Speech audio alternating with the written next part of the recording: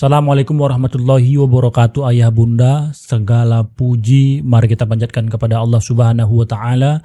Dan semoga salawat serta salam selalu tercurahkan kepada junjungan Nabi besar kita Muhammad sallallahu alaihi wasallam. Ayah bunda, karena ini sifatnya adalah tutorial, jadi pembukaannya tadi singkat saja. Kita langsung masuk gimana caranya membaca dengan cara yang paling mudah, cara yang paling efektif. Pertama-tama ayah bunda tentu saja langsung klik link yang udah dikirim oleh admin setelah melakukan payment. Maka secara otomatis ayah bunda akan diarahkan langsung ke sampul buku yang ini nih. Nah, ayah bunda di dalamnya terdapat 400 halaman lebih. Mungkin ayah bunda akan kesulitan mencari judulnya.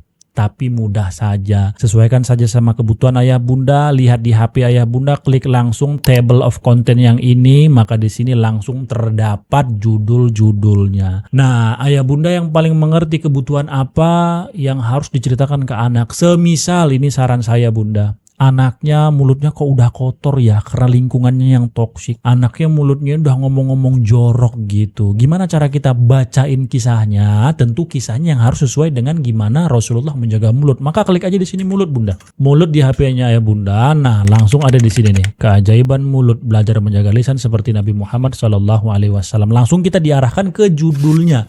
Dan anyway, ini adalah judul yang pertama. Di sini ada bagian pertama catatan untuk orang tua. Jadi saya sengaja buatkan catatan orang tua bagian yang ini nih untuk ngasih tahu ke ayah bunda bahwa dampak kalau kisah ini diceritakan sungguh-sungguh sangatlah baik. Di sini saya tulis Assalamualaikum, halo ayah bunda, ini panduan singkat buat cerita keajaiban mulut. Tujuannya simple biar anak kita paham kalau omongan itu penting banget dan harus dijaga. Lewat cerita yang santai ini kita mau ajari anak belajar untuk nggak ngomong jorok, nggak ngejek badan temannya atau body shaming, nggak suka bikin temannya sedih dengan kata-kata dan lain segala macam. Jadi ayah bunda, saya berharap ayah bunda luangkan waktu sedikit untuk membaca kisah ini sekali sebelum dibacakan ke anak.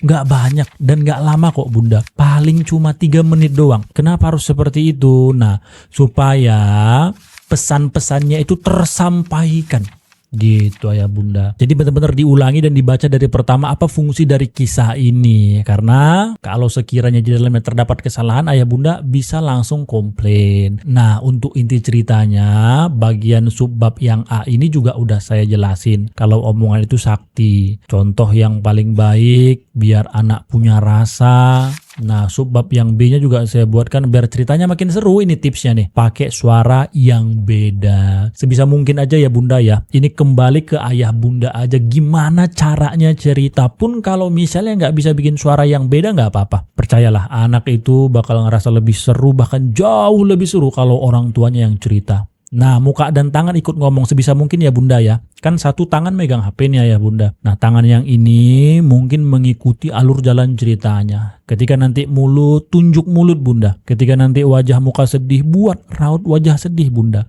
Jadi kita betul-betul merasa masuk. Gimana caranya kita benar-benar bisa merasa masuk? Ya itu tadi, baca sekali dulu secara keseluruhan. Setelahnya baru diceritain ke anak. Nah, baru langsung masuk ke babnya yang B ini bunda. Dari judul pertama tadi, imajinasi, es krim, dan duri. Nah, di sini ya bunda bisa baca ya. Saya langsung kasih tahu ya bunda ya. Caranya begini. Assalamualaikum anak ayah bunda yang paling pintar dan baik hati. Nah, ayah bunda di sini boleh diganti. Kalau misalnya panggilannya mama bapak boleh, mama papa juga boleh. Misal, Assalamualaikum anak mama yang paling pintar dan baik hati. Sini. Coba deketin deh. Nih, mama mau kasih tahu rahasia nih. Coba tunjuk mana mulutnya. Coba mana lihat mulutnya gitu. Kita langsung ekspresif. Karena di sini kan ada petunjuk nih. Tunggu anak menunjuk lalu sentuh lembut mulutnya gitu. Jadi pas dia bilang ini, bunda langsung sentuh mulutnya seperti ini. Setelahnya langsung dilanjutin. Nah, ini dia mulut. Ini hebat banget loh anak-anak. Coba sebutin mulut kita bisa buat apa aja. Nah, di sini kita tunggu anak itu untuk menjawab mulut itu bisanya apa aja. Kalau misalnya anak bingung, kita pandu dia. Nah, di sini kan ada keterangannya nih. Bantu anak menyebutkan misalnya bisa buat bicara, buat ketawa, buat nyanyi, buat makan. Nah, mungkin anak-anak yang umurnya 4 tahun ke atas udah bisa langsung jawab. Tapi kalau misalnya dia punya kesulitan komunikasi 2 arah, maka boleh ini juga jadi pelajaran. Bisa untuk untuk makan. Seterusnya apa lagi nak? Gitu. Jadi kita benar-benar komunikasinya dua arah ayah bunda. Nah setelah itu kita lanjut. Betul semua anak-anak. Tapi tahu nggak? Selain itu semua, mulut kita ini juga punya kekuatan ajaib loh. Nah di situ mereka anak-anak bakalan ngerasa, ih apa ya gitu. Nah kita langsung lanjut. Iya beneran anak-anak mama. Mulut kita ini bisa bikin hati teman kita rasanya kayak lagi makan es krim di siang hari. Enak kan makan es krim, sejuk, senang. Tapi tahu nggak, mulut kita ini juga bisa bikin hati teman kita itu rasanya kayak keinjek duri. Aduh sakit, pilu, sedih. Kok bisa ya? Nah ini nih anak-anak mama papa ceritanya. Yuk dengerin bareng-bareng ya. Jadi benar-benar harus ekspresif sebisa mungkin. Nggak juga harus sama seperti saya ya. Seekspresifnya ayah bunda aja. Selanjutnya nih ganti suara jadi lembut dan tenang. Di sini ada tutornya ayah bunda dan langsung kita ikuti. Dulu sekali ada seorang manusia yang sangat baik hatinya. Namanya Nabi Muhammad.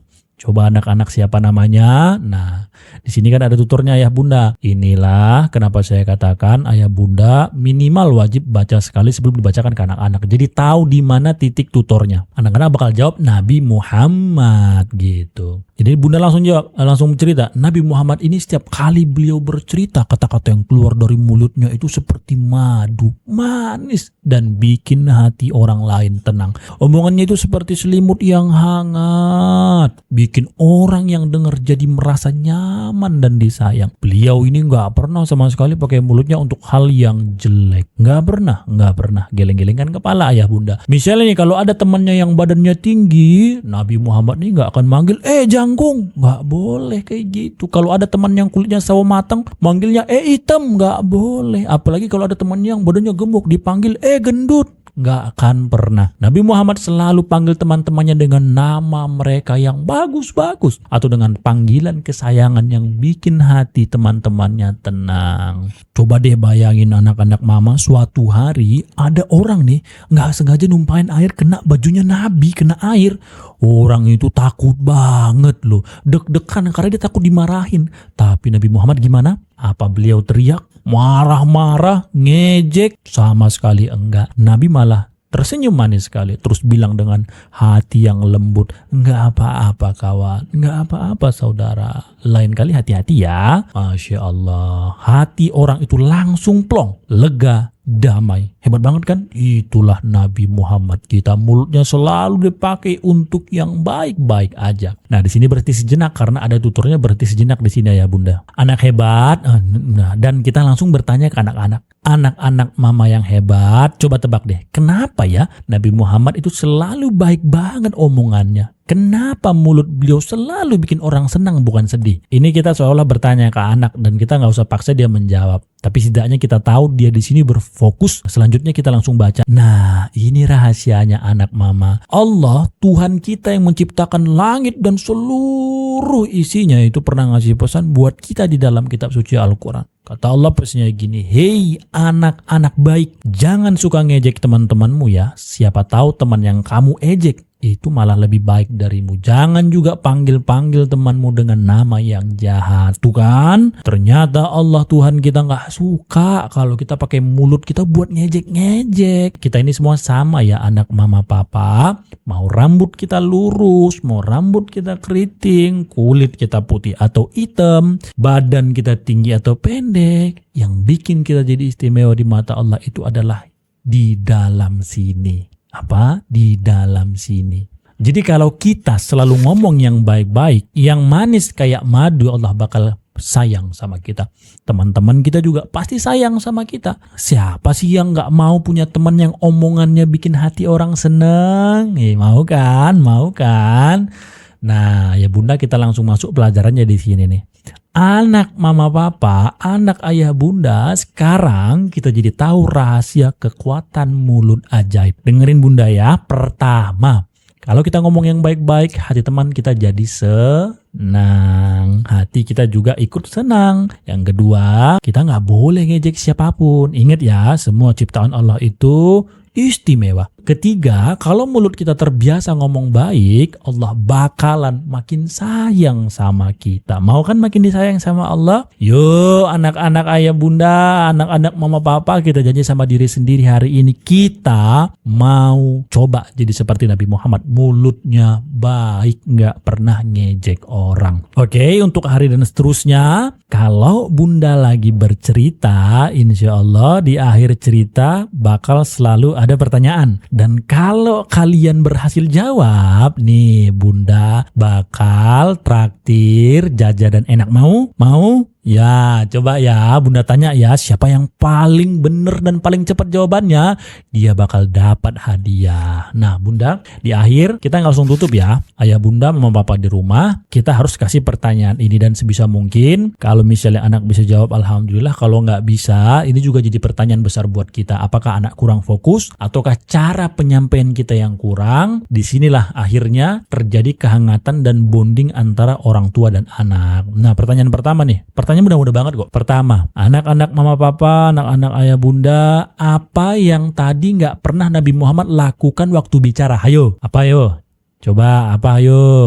Nah, kalau misalnya ada yang langsung jawab ayah bunda, alhamdulillah bagus. Tapi kalau nggak ada, nah biarkan sejenak anak untuk menjawab dan berpikir. Tapi kalau nggak bisa, langsung kasih tahu. Nggak boleh ngomong jorok gitu. Dipandu aja terus. Pertanyaan kedua, kenapa kita nggak boleh ngejek orang lain? Apa kata Allah tadi? Kalau misalnya ada anak yang cepat tanggap langsung bisa jawab, alhamdulillah fokusnya berarti tinggi banget, cerdas. Tapi kalau enggak juga enggak masalah, kita langsung arahkan. Bantu anak mengingat, karena bisa jadi yang diejek lebih baik dan Allah nggak suka. Pertanyaan ketiga, nah kalau besok kamu lihat ada teman diejek teman lain, apa yang bakalan kamu lakuin? Nah di sini kita dorong anak berbagi idenya. Dan karena ayah bunda yang paling ngerti karakter sang anak, maka arahkan aja menurut ayah bunda yang terbaik apa yang harus dilakukan, begitu. Dan ini juga catatan kecil untuk orang tua, karena memang buku ini sengaja khusus kita buatkan untuk ke para orang tua. Jadi sumber ceritanya juga kita buatkan di bagian F di sini nih, supaya ayah bunda di sini mengerti ya. Jangan cuma tahu ceritanya bagus tapi nggak tahu asal riset ceritanya. Di cerita ini diilhami dari ajaran-ajaran tentang cara bergaul yang baik. Isinya ini mengikut dalam Quran surat Al-Hujurat ayat 11